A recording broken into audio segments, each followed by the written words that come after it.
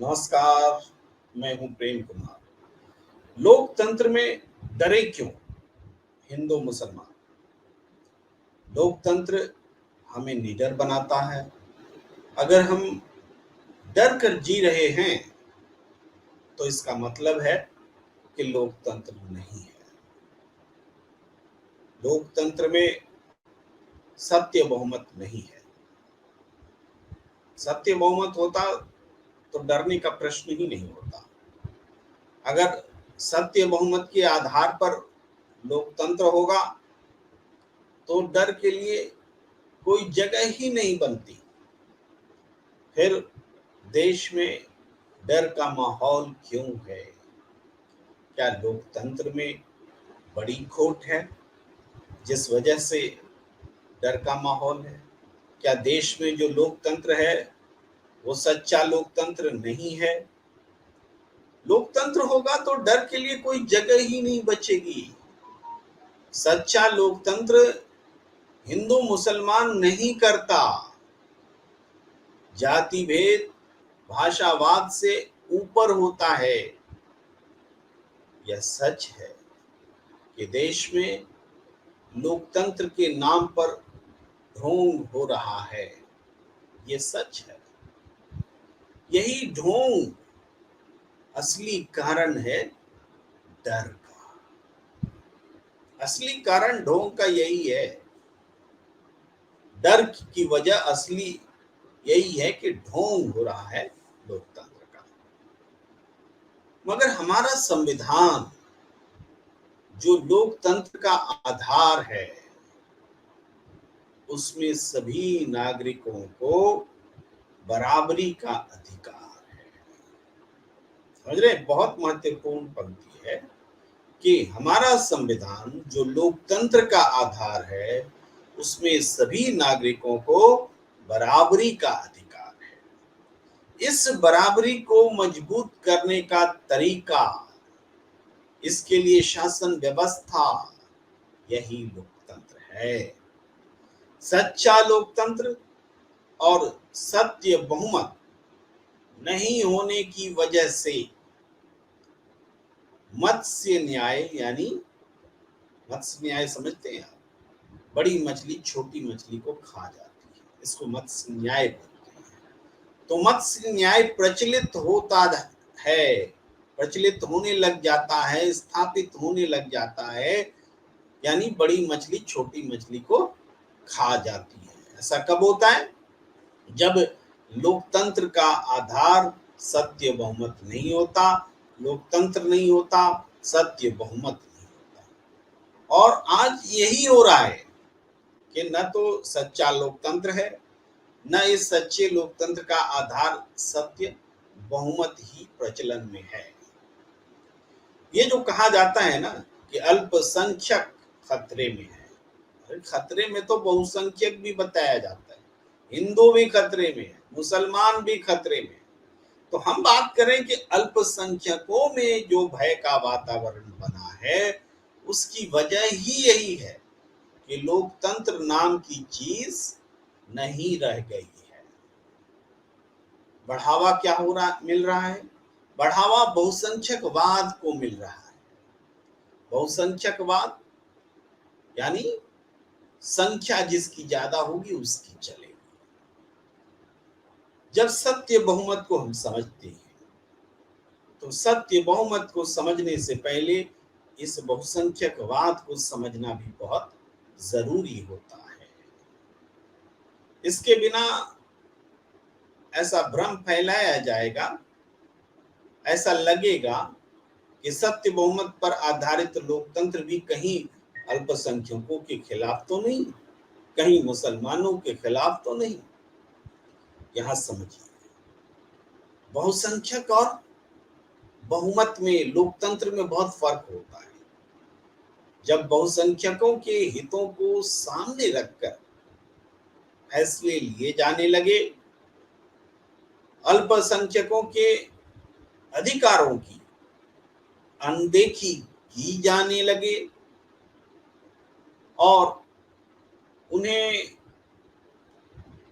अपने अधिकार के लिए अपने अधिकार के लिए जब बोलने का अवसर ना मिले, यानी हम अल्पसंख्यकों की बात कर रहे हैं कि अगर उनको बोलने का अवसर न मिले, उनके अधिकारों की अनदेखी की जाने लगे, या फिर अल्पसंख्यकों की सुनी ही न जाए, बिल्कुल सुनी ही न जाए, तो इस स्थिति को बहुसंख्यकवाद कहते हैं।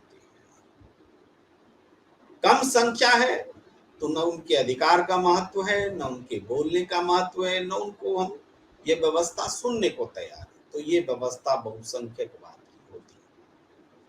हमारी संख्या ज्यादा है, हम चाहे जो करें, रोकना चाहो तो रोक के देख लो, ये अंदाज जो होता है, यही अंदाज बहुसंख्यकवाद कहलाता है।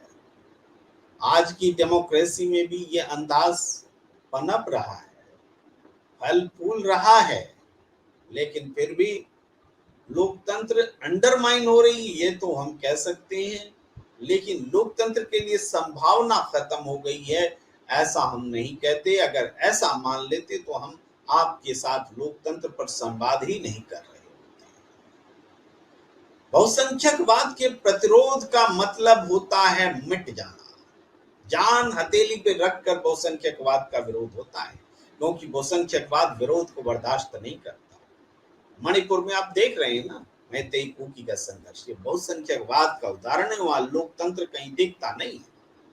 सत्य बहुमत बिल्कुल उल्टा है बहुसंख्यकवाद का, बिल्कुल उल्टा। सत्य बहुमत मतदाताओं के बहुमत से बनने वाली लोकतांत्रिक सरकार का आधार है। मतदाताओं के बहुमत से बनने वाली लोकतांत्रिक सरकार का आधार होता है सत्य बहुमत। इसमें अल्पमत विचारों का भी समान रूप से सम्मान होता है, यानी ऐसे विचार जो कम लोगों के पास हो उसका भी सम्मान होता है, अल्पसंख्यक के विचार का भी सम्मान होता है। सत्य बहुमत की सरकार फैसले लेती है, लेकिन अल्पमत के विचारों का सम्मान करते हुए वो ऐसा करती है। वो दुत्कारती या नकारती नहीं है। बहुमत का मतलब ये नहीं कि अल्पमत को नकार दिया जाए, अल्पमत का सम्मान करते हुए उसको साथ रखते हुए फैसला लेना ही बहुमत का फैसला होता है। चूंकि यह लोकतांत्रिक प्रक्रिया है, इसलिए ऐसी किसी भी स्थिति में जब अल्पमत के विचारों का सम्मान नहीं होता है, तो मतदाता चुनाव में उसकी प्रतिक्रिया देते हैं। अगर अल्पमत के विचार का सम्मान नहीं होगा तो चुनाव के दौरान वो अपनी प्रतिक्रिया व्यक्त करते हैं, और यही लोकतंत्र की खूबसूरती होती है। सत्य बहुमत की सरकार चलाने वाले राजनीतिक दल, अगर वास्तव में सत्य बहुमत लोकतंत्र का आधार है, तो ऐसे राजनीतिक दल समानता के अधिकार के प्रति प्रतिबद्ध होते हैं। समानता का अधिकार यानी गैर बराबरी को दूर रखना। चूंकि मतदाताओं में हर धर्म, जाति, संप्रदाय, भाषा, नस्ल के लोग होते हैं, आते हैं।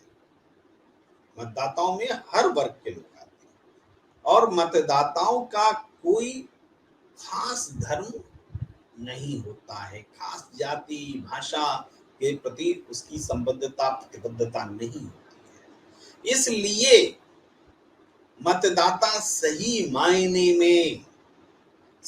मायने में लोकतंत्र को जिंदा रखते हैं। लोकतंत्र को जिंदा कौन रखते हैं? मतदाता। मतदाताओं से ही लोकतंत्र मजबूत होता है, वो मजबूत बनाते हैं। आज के कथित लोकतंत्र में सत्ताधारी दल, आज कौन है सत्ताधारी दल? भारतीय जनता पार्टी। तो भारतीय जनता पार्टी ने एक भी मुसलमान को चुनाव मैदान में टिकट देकर नहीं उतारा। अपने सिंबल पर, यानी जो कमल का निशान है, वो सिंबल देकर किसी मुसलमान को उम्मीदवार नहीं बनाया।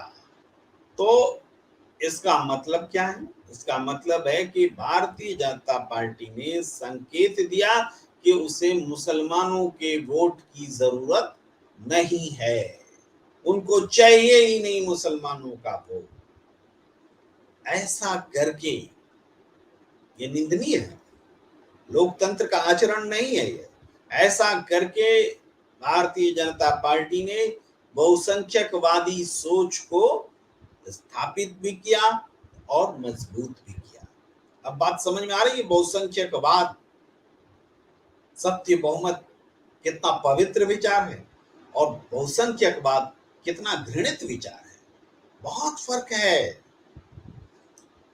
मतलब यह है कि जब लोकतंत्र कमजोर पड़ जाता है या लोकतंत्र का नाटक होने लगता है, नाटक किया जाने लगता है, तो मतदाता की शक्ति वास्तव में तब कमजोर हो जाती है। यानी जब मतदाता की शक्ति कमजोर होती है तभी लोकतंत्र का नाटक होता है और लोकतंत्र वास्तव में कमजोर होता है। सत्य बहुमत मतदाताओं को मजबूत करने की बात करता है, मतदाताओं को मजबूत बनाने की वकालत करता है सत्य बहुमत। जब मतदाता मजबूत होंगे तो लोकतंत्र भी मजबूत होगा और बहुसंख्यकवाद कमजोर होगा। बहुसंख्यकवादी हतोत्साहित होंगे, बहुसंख्यकवादी विचार हतोत्साहित होंगे। तो बात समझ में आ रही है ना कि सत्य बहुमत कैसे बहुसंख्यकवाद का प्रतिकार करता है, कैसे अल्पसंख्यकों को सुरक्षा की गारंटी देता है। यह बात हमेशा ध्यान में रखिए कि आम लोग कभी भी बहुसंख्यकवादी नहीं होते। बहुत महत्वपूर्ण बात है। आम लोग कभी भी बहुसंख्यकवादी नहीं होते। अगर आम लोग बहुसंख्यकवादी होते तो यह सिर्फ धर्म के आधार पर नहीं, सिर्फ धर्म के आधार पर नहीं बल्कि और भी आधारों में यह दिखता। आम लोगों का स्वभाव तो धर्म से इतर भी होता है, धर्म प्रमुख चीज जरूर है। देश में वर्ण व्यवस्था भी नहीं चलती अगर आम लोग बहुसंख्यकवादी होते। सोच के देखिए, संख्या किसकी ज्यादा है? जो छुआछूत का शिकार है। अगर यहाँ बहुसंख्यकवाद होता तो वर्ण व्यवस्था चलती क्या? मुट्ठी भर लोग ब्राह्मणवादी व्यवस्था को मजबूत किए हुए हैं। आज भी ओबीसी समुदाय के लोग लगभग 54% हैं। क्या कभी ओबीसी समुदाय ने बहुसंख्यकवाद दिखाकर बाकी दूसरे समुदाय पर रुतबा रौब जमाने की कोशिश की, उस पर दबदबा दिखाने की कोशिश की? नहीं की। यानी आम लोगों का स्वभाव बहुसंख्यकवादी होता ही नहीं है। ये तो शासन पर कब्जा करने वाली शक्तियां होती हैं, जो राजनीतिक शक्तियां, राजनीतिक तौर तरीकों से शक्तियां हासिल करके सत्ता पर दबदबा बनाती हैं। देश के कई हिस्सों में भाषा के आधार पर भी बहुसंख्यक खोजा जा सकता है। बहुसंख्यक होते हैं लोग और अल्पसंख्यक भी होते हैं भाषा के आधार पर। कोई भाषा कम बोली जाती है, कोई भाषा ज्यादा बोली जाती है, लेकिन कभी भी किसी ने बहुसंख्यकवाद को हावी होते हुए नहीं देखा। आम जनता इसमें शामिल नहीं होती। यही बात समझाने के लिए मैं उदाहरण दे रहा हूँ। आम जनता बहुसंख्यकवादी प्रवृत्ति की नहीं होती है। यह प्रवृत्ति राजनीतिक है, यह प्रवृत्ति स्वार्थी है। स्वार्थी लोगों द्वारा अपने लिए पनपाई गई, पैदा की गई, मजबूत की गई प्रवृत्ति है बहुसंख्यकवाद। और ऐसा भी नहीं है कि भाषा के आधार पर बहुसंख्यकवाद नहीं होगा, इसकी गारंटी भी नहीं दी जा सकती। लेकिन हम आम प्रवृत्ति की बात करते हैं। उदाहरण के लिए तमिल भाषा को हिंदी का डर लगता है। क्यों लगता है? हिंदी का डर दिखा करके तमिल भाषा को संरक्षित करने की बात की जाती है, वहां बहुसंख्यकवाद पैदा करने की कोशिश होती है। तो कुछ एक उदाहरण है, हालांकि वो भी समय के साथ साथ मजबूत नहीं हुए, मगर इसका जवाब क्या है? चाहे भाषाई बहुसंख्यकवाद हो, चाहे धार्मिक बहुसंख्यकवाद हो, चाहे जातिगत बहुसंख्यकवाद हो, अगर हो, क्योंकि मैंने कहा कि जातिगत बहुसंख्यकवाद नहीं है इस देश में, तो इस सब का जवाब सत्य बहुमत है। सत्य बहुमत पर आधारित लोकतंत्र मजबूत होगा तो न बहुसंख्यक डरेंगे और न ही अल्पसंख्यक। सवाल ही नहीं उठता कि वो डरे। तो हम देखते हैं कि जो नफरत की सियासत है, नफरत की राजनीति है, उसका आधार बहुसंख्यकवाद को खत्म करना बहुत जरूरी है। नफरत की राजनीति पनपेगी ही नहीं अगर सत्य बहुमत के आधार पर लोकतंत्र का विकास होगा। वास्तव में चंद तानाशाही लोग ही बहुसंख्यकवाद को मजबूत करते हैं, डर का माहौल बनाते हैं। हिटलर का उदाहरण ऐसा ही है। हिटलर का जन्म भी इसी वजह से हुआ, अपनी कौम के लिए, अपनी कौम को निडर बताकर, दुनिया में श्रेष्ठ बताकर उसने ये समझाया कि दुनिया उनकी अपनी बनाई हुई है।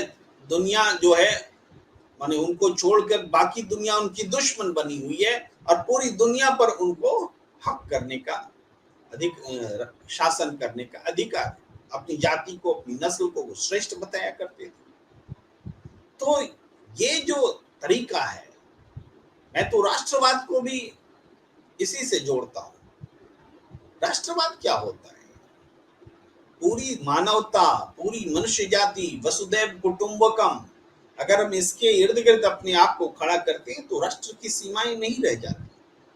राष्ट्रवाद तो एक सीमित अवधारणा है, संकीर्ण अवधारणा है। अंतरराष्ट्रीयतावादी सोच, पूरी मनुष्यता के लिए सोच, ये जरूरी सोच है, रविन्द्रनाथ टैगोर की सोच से जुड़ी है।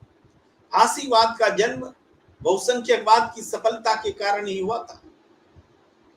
फासीवाद जो हिटलरवाद से जुड़ी हुई बात है। सत्य बहुमत वास्तव में बहुसंख्यक और अल्पसंख्यक दोनों समुदायों को साथ लेकर चलने की वकालत करता है, रास्ता दिखाता है, आचार व्यवहार दिखाता है। लोकतंत्र का आचरण है सत्य कि जिसके पास सबसे ज्यादा समर्थन हो, मत हो, उसको शासन करने का अधिकार होना चाहिए। और जब बहुमत का शासन होगा तो डर क्यों होगा? बहुमत किसी धर्म जाति के आधार पर नहीं, विशुद्ध लोकतांत्रिक आधार पर इसमें सभी जाति धर्म के लोग शामिल होते हैं। लोकतंत्र में जब बहुमत पनपेगा तो डर खत्म होगा।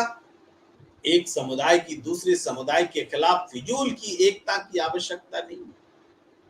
आप क्या देखते हैं भाई, आजकल कोई राजपूत सेना, करनी सेना बना रहा है, कोई ब्राह्मण का संगठन चला रहा है, कोई कायस्थ का संगठन चला रहा है, कोई दलित का संगठन चला रहा है, कोई सवर्ण का संगठन चला रहा है, और सबको सबसे डर लग रहा है। अजीबोगरीब स्थिति है।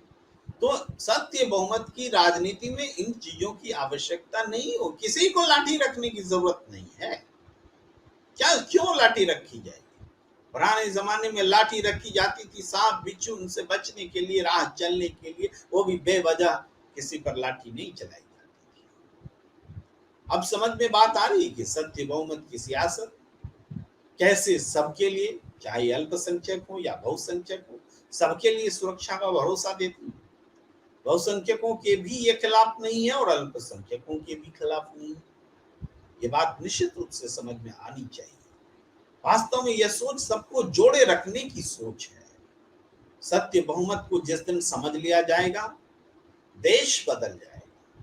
वास्तव में देश का मत है सत्य बहुमत, मगर इस बात को समझने और समझाने की जरूरत है, सबको जोड़ने की जरूरत है। आम आदमी की प्रवृत्ति है सत्य बहुमत, समाज की प्रवृत्ति है सत्य बहुमत, और ज्यादातर लोग सत्य बहुमत के आधार पर ही समाज में चलते हैं, सबको साथ लेकर चलते हैं। लेकिन कुछ लोग होते हैं जो सत्य बहुमत की प्रवृत्ति को दरकिनार करते हुए एकाधिकार जमाते हैं, शासन पर कब्जा जमाते हैं और राजनीतिक व्यवस्था बनाते हैं जो भेदभावपूर्ण होती है, और सब कुछ लेकिन लोकतंत्र के नाम पर होता है। अगर लोकतंत्र है तो डरने की कोई जरूरत ही नहीं है। लोकतंत्र में हिंदू, मुसलमान, सिख, ईसाई, जैन, पारसी सारे लोग लोकतंत्र का हिस्सा होते हैं। सारे धर्म के लोग, सारी भाषा बोलने वाले लोग, सारी जाति के लोग, सभी लोकतांत्रिक व्यवस्था में मतदाता होते हैं। उनकी जाति मतदाता होती है, और जिसको ज्यादा मतदाताओं का समर्थन मिलता है वो सरकार चलाता है। यही सत्य बहुमत है। तो हमें दीजिए इजाजत। नमस्कार। प्रेम से बोलो सत्य बहुमत में हम आते रहेंगे, अलग अलग समय पर विचारों की सीरीज लेकर। धन्यवाद।